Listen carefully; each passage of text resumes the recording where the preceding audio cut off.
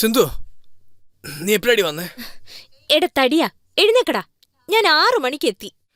എത്ര നേരമായിട്ട് നീ ഉറങ്ങുന്നു? ഞാൻ വന്ന് നിന്റെ അനിയനെ നോയിക്കൊണ്ടിരിക്കുവായിരുന്നു. അനിയനെ എവിടെയാ കണ്ടേ? അവിടെ ഒരുത്തൻ ഹാളിലിരിക്കുന്നില്ലേ, അവനെയാ കണ്ടത്.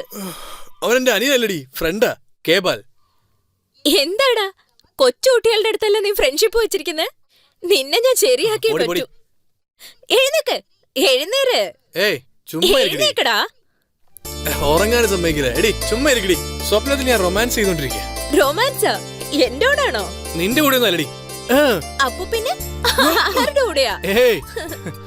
പറ, ആരുടെ കൂടാണെന്ന് പറ. ഒന്നും പറയാൻ പറ്റില്ല, പൊടി. നിനക്ക് ഞാൻ തന്നെയാ കറക്റ്റ്. ചുമ്മാ ഇരിക്കടി. മാറടി, മാറ്, മാറ്. എനിക്ക് പൊടി പോടുന്നു.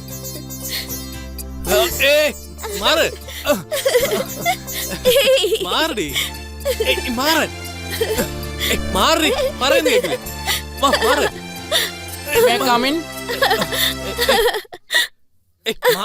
മാറ്. സോറിടാ, ഞാൻ പോയിട്ട് പിന്നെ വരാവേ. നിക്കടാ കേബാലെ. ബാലു എന്നുള്ള എന്റെ പേരിനെ നീ ബാലു എന്ന് വിളിച്ചത് ഓക്കെ.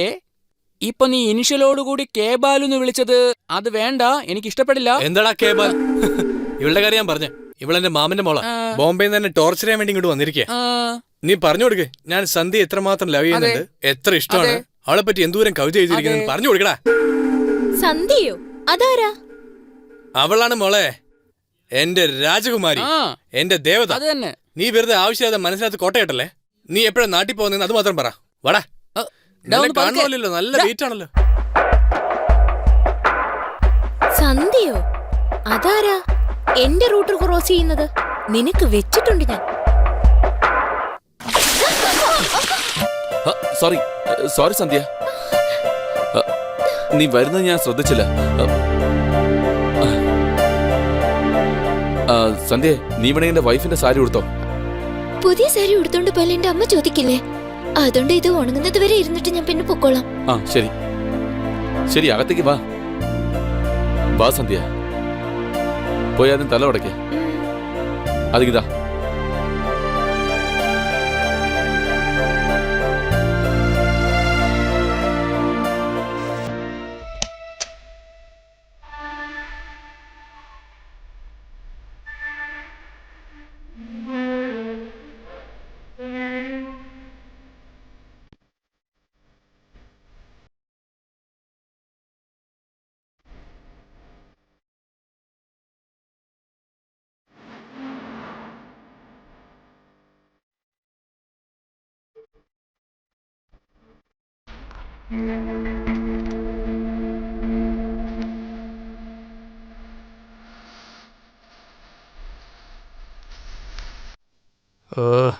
ടീഷർട്ട് എവിടെ വെച്ചു?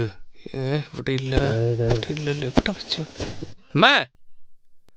ആ റെഡ് കളർ ടീഷർട്ട് എവിടെ? അമ്മേ ഇവിടെ ഇല്ല.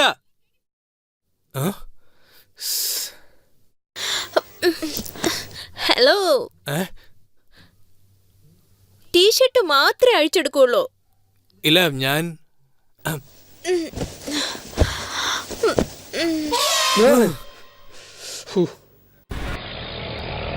സിന്ധു ദോ പോകുന്നില്ലേ? അവളാണ് സന്ധ്യ. ഓ, ഇവളാണോ ചന്ദ്രുവിന്റെ ആള് അല്ലേ പക്രു? സിന്ധു, നീ ബോംബെ നോടുന്ന CD ഇല്ലേ? അതിന് താ, ഞാൻ കണ്ടിട്ട് തരാം. CD എന്തിനാ? പ്രാക്ടിക്കലായിട്ട് പറഞ്ഞു തരാമല്ലോ. പ്രാക്ടിക്കലോ? എനിക്ക് ലോട്ടറി അടിച്ചേ.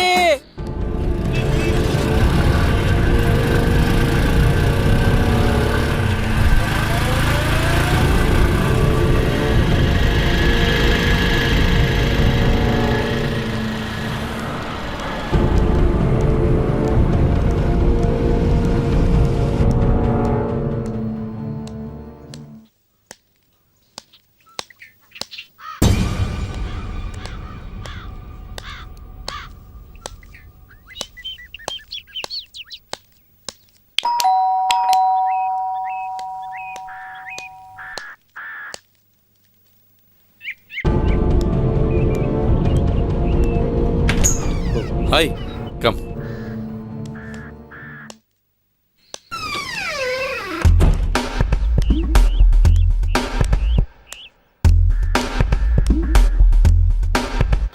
ഓ, വലിയ പഠിപ്പുകാരിയാണല്ലേ. അതാ ചന്ദ്രു മയങ്ങിക്കിടക്കുന്നത്. Raghunath MSc MPhil. ട്യൂഷന് തന്നെ വലിയ ആളാണല്ലോ. സർ, നാളെ എനിക്ക് എക്സാം ഉള്ളതാ. അതുകൊണ്ട് വേഗം ട്യൂഷൻ തീർക്കണം.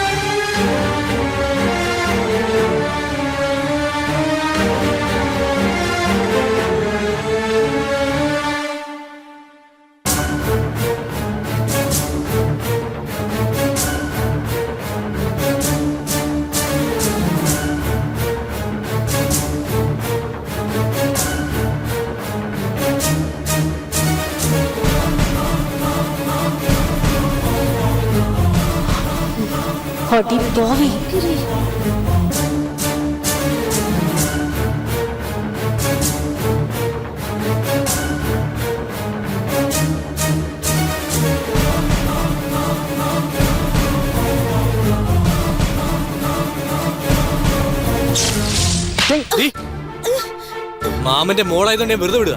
സന്ധ്യയെ പറ്റി എന്തെങ്കിലും അനാശം പറഞ്ഞാ കൊന്നുകളയും നിന്നെ ഞാൻ. നീ അവളെ ഒരുപാട് സ്നേഹിക്കുന്നു. പക്ഷെ ആ സന്ധ്യ ആ മാഷിന്റെ അടുത്ത് വൃത്തിയോട് കാണിക്കുക. സന്ധ്യയെ പറ്റി എനിക്കറിയാടി. വടി സന്ധ്യ, ഒരു മിനിറ്റ്.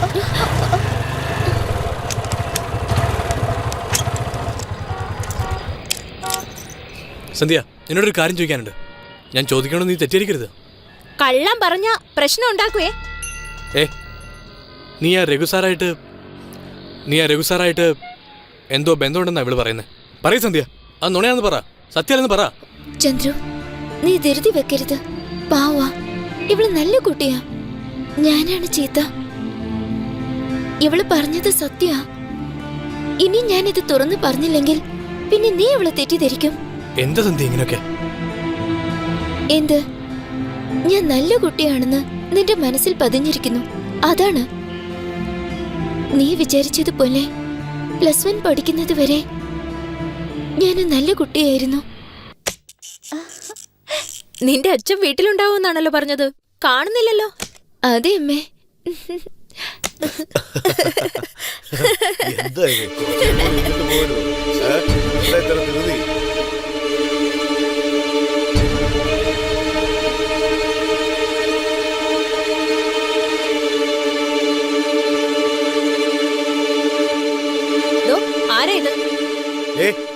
പോയിട്ട് വൈകിട്ടേ വരത്തുള്ളൂ പറഞ്ഞിട്ട് ഇപ്പൊ വരാൻ നിന്നോട് ആരാ പറഞ്ഞേ? ഇത് അനാവശ്യമല്ലേ?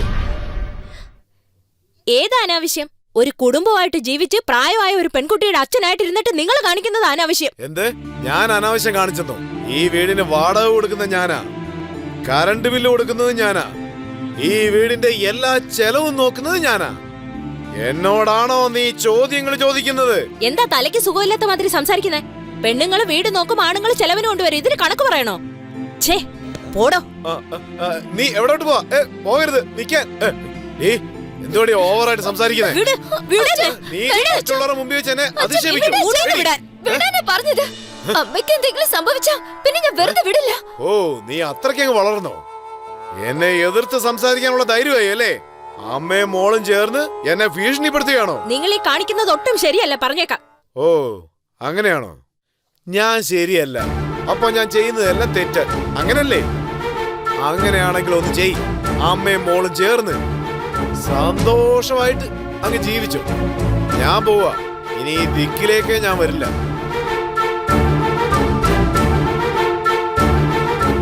അച്ഛ അച്ഛൻ വീട്ടിൽ നിന്ന് പോയതിനു ശേഷം ഞങ്ങൾ വളരെ കഷ്ടത്തിലായിരുന്നു. എന്റെ അമ്മ വീട്ടു പണിയെടുത്ത എന്നെ പഠിപ്പിച്ചത്. ഞാനും നന്നായിട്ട് പഠിച്ചത്.